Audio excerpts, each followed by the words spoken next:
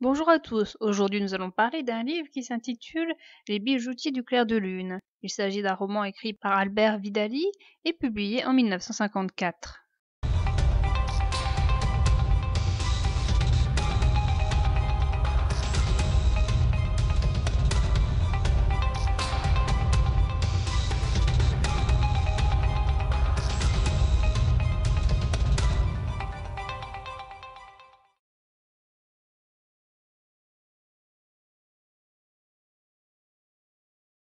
Au mois de mars, Paillasson, en allant rendre visite à sa sœur, voit un cadavre. Il alerte des personnes au prochain village. On apprend que cet homme est un marchand de montres qui s'est fait piller sa marchandise et son argent. Ursule Desfontaines, 17 ans, reconnaît le corps. Il s'agit de celui de son oncle, Léonce Gallard, marié à Florentine. Le corps est amené à la maison d'Ursule. Soit les gens plaignent le mort, soit ils se taisent. Seul un homme nommé Lambert dit son ressentiment. Lambert et sa mère sont venus dans ce village quand il était encore enfant. Il a été rejeté des autres. Lambert grandira et vivra à droite à gauche de petits boulots. Lambert sort depuis peu avec la fille de Cantalou, qui s'appelle Mariette.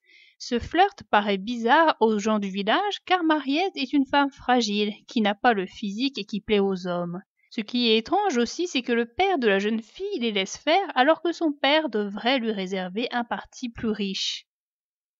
Florentine arrive pour l'enterrement de son mari. Son mari, de son vivant, ne la traitait pas toujours bien, mais elle était tout de même heureuse de sa vie avec lui et elle est triste de sa mort. Après l'enterrement, Florentine tombe malade. Ursule la soigne. Ursule est témoin de quelques événements entre Lambert et Florentine qu'elle trouve louches, mais qu'elle n'arrive pas à analyser. Un policier et des gendarmes viennent plusieurs fois chez Ursule pour poser des questions à propos du meurtre. Le policier trouve bizarre que Cantalou et sa fille soient partis et qu'on ne les retrouve pas. Ils engagent des gens à leur poursuite. Un jour qu'il est chez Ursule, le policier dit qu'il va arrêter quelqu'un le lendemain. Ursule va chercher Lambert pour le prévenir de sa prochaine arrestation. Lambert et Ursule s'enfuient tous les deux. Ils vivent tous les deux en cachette dans la nature. Ils logent dans une galerie et ils mangent ce que rapporte Lambert de sa chasse. Un jour, il lui apporte du vin et un pourtour.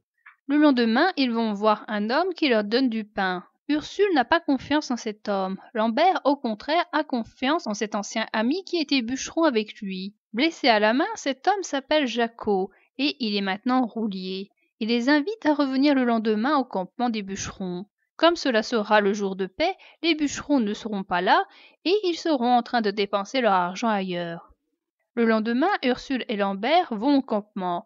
Ils apprennent qu'ils ont été recherchés par la police et la gendarmerie, qu'on a offert une récompense à qui les retrouvera et que maintenant les gens se sont lassés et les cherchent ailleurs.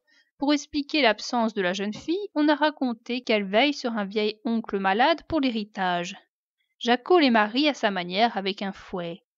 Quelquefois le couple voit Jacot tous les jours, et quelquefois il ne le voit pas durant un mois. Le mois de juillet passe. Un jour, Jacot vient leur apporter des provisions à leur galerie. Lambert n'est pas là, et il n'y a qu'Ursule qui est seule. Il tente d'abuser d'elle, mais elle arrive à se défendre. Elle ne dit rien à Lambert, et elle envoie son compagnon chercher Jacot qui ne vient plus. Ils apprennent par Jacot que plus personne ne s'intéresse à eux. L'automne arrive. 10 mois après son entrée dans la nature, Ursule va à l'orée du bois regarder les maisons pendant qu'elle croit que Lambert dort. Elle est affolée par le fait de penser à une reprise de sa vie d'avant. Elle court jusqu'à la galerie où elle ne retrouve pas Lambert. Elle apprendra plus tard que Lambert l'avait suivie. Le froid revient. Jacot leur apprend que les gendarmes sont revenus, pas pour eux, mais pour le fils d'Urbain Delorme, l'aubergiste, qui s'appelle Désiré. Son fils aurait déserté après que le mari de la fille avec qui il a été eut vent de l'affaire.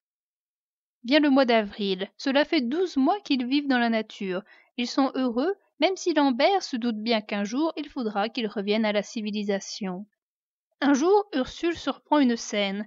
Jacot dit à Lambert qu'il faut qu'il profite d'une occasion pour revenir à la ville avant que les gendarmes leur tombent dessus. Lambert lui donne quelque chose dans un sac. Sentant que quelque chose va changer dans sa vie, Ursule demande à Lambert ce qui vient de se passer. Lambert ne répond pas. Ursule insiste et ils finissent par se battre. Ursule comprend bien que Jacko est jaloux de leur mode de vie et du bonheur qui en découle. Jacko leur raconte que la fille de Cantalou a été malade et qu'ils reviennent maintenant tous les deux dans la région. Un vannier, à l'air miséreux, entre dans le village. On lui donne du travail. Peu de temps après, Cantalou et sa fille arrivent dans le village. La fille a gardé son air maladif. Cantalou a l'air surpris que la police ait été à ses trousses après son départ. Cantalou et le vannier vont à l'auberge. Urbain Delorme est en colère car un groupe de bûcherons fête la Saint-Désiré, qui est le nom de son fils déserteur et recherché par la police. Cantalou remarque que le vannier, bien que très pauvre, a une jolie montre. Les gendarmes arrivent. Quelqu'un a dénoncé le vannier que l'on pense coupable du meurtre du marchand de montres. En voyant les gendarmes, il tente de s'enfuir, ce qui pour les gens est un signe de culpabilité. Plus tard, il sera condamné au bagne à perpétuité. Jacko leur raconte cette histoire. Le couple peut maintenant aller et venir à leur guise. Il ne se cache plus des autres bûcherons. Il commence à s'acheter des vêtements et à accompagner Jacko lors de ses voyages pour son travail. Un jour, Jacko raconte que Mariette refuse les parties que lui présente son père. Elle a donné une lettre à Jacko qui la passe à Lambert. Ursule comprend que Lambert va revenir à la civilisation, ce qui ne lui plaît pas. Avant de partir, il lui offre une croix en or. Lambert retourne voir Mariette. Ursule revient chez ses parents. Elle a changé, mais elle reprend ses anciennes habitudes. Le printemps suivant, Lambert se marie avec Mariette. Ursule reste célibataire. Vient la guerre, Lambert y meurt. Mariette meurt peu de temps après de chagrin. Cantalou retourne vivre en Auvergne. À 26 ans, Ursule rencontre de nouveau Désiré et elle se marie avec lui.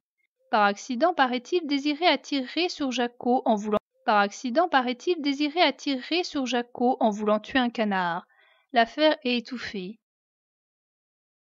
Ursule et Lambert passent finalement un peu plus d'une année dans la nature. Jamais Ursule ne se plaint du froid, de la faim. Être avec Lambert semble lui suffire. Ceci ne semble pas gêner non plus Lambert, qui ne se plaint jamais et dont la seule crainte est d'être pris par les gendarmes. Ils arrivent ainsi à mener une existence simple, loin des gens et loin des commodités habituelles. Jacko jalouse leur mode de vie qui aspire le bonheur. Au fil du temps, ils perdent tout. Ils perdent la douceur du temps, les souvenirs et l'envie de retourner à la civilisation. Ils auraient pu comme cela continuer longtemps si Jacko n'avait ranimé en Lambert l'envie de retrouver Mariette grâce à deux aspects, à la maladie de la jeune femme et à l'envie de son père de la marier. Les événements ont peut-être fait découvrir la vraie nature des individus qui reviendront chez eux changés. Ursule auparavant ne savait pas qu'elle était capable de cela et Lambert non plus. Après son retour, les gens ne la retrouveront jamais. Ils ne verront plus la même jeune fille. Elle qui avant avait une existence stable dans une maison avec une famille qui n'était pas pauvre, a vécu dans la nature, dans le dénuement et dans le bonheur.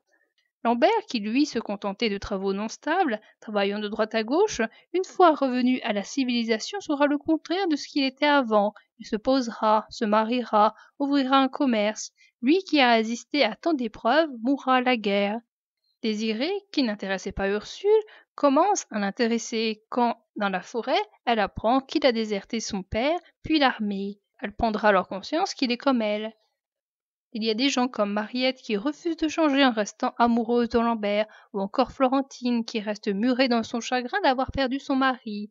Ces femmes mourront jeunes.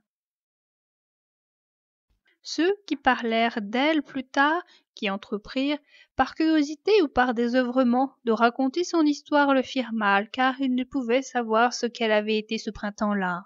Il leur aurait fallu trouver des mots de vent, d'absinthe et de raisin pour dire comment elle fut, cette année d'avant les deuils et les défaites, dans le miracle de ses 18 ans, la peau tachée de soleil, les yeux brillants de soleil, les hardes dansant au vent quand ses pieds impatients l'emportaient à travers vallons et fourrés et marais et collines à la chasse quotidienne du bonheur, toujours triomphante et jamais rassasiée, sa longue toison rousse déployée dans le vent de la course, semée de fleurs, de graines, de feuilles et de brindilles. Et l'amour que lui portaient les bêtes et les arbres, et l'amour que lui offrait à chaque seconde la forêt toujours recommencée, avec ses sources, ses fontaines claires, ses jeux d'ombre et de lumière, et la richesse inépuisable des 4 saisons à travers les yeux de Lambert.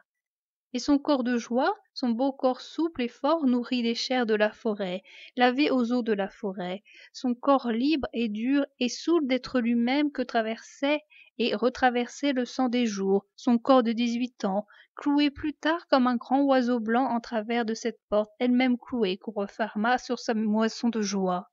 Et ce fut seulement d'un printemps à l'autre printemps.